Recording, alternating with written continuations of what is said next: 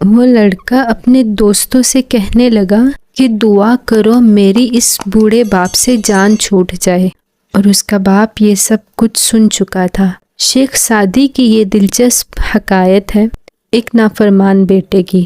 شیخ Saadi کہتے ہیں کہ ایک شہر جس کا نام دیار بکر ہے میں ایک بوڑھے کا مہمان تھا جس کے پاس بے انتہا دولت تھی۔ اس بوڑھے کا ایک خوبصورت نوجوان لڑکا تھا جس سے اس کو بے حد محبت تھی۔